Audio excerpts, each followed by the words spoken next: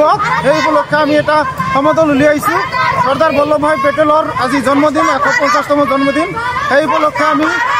ambition একাডেমীৰ তৰফৰ পৰা এটি শান্তি আৰু সম্প্ৰীতিৰ বাৰ্তা দিবলৈ আমি এটা সমদল উলিয়াইছোঁ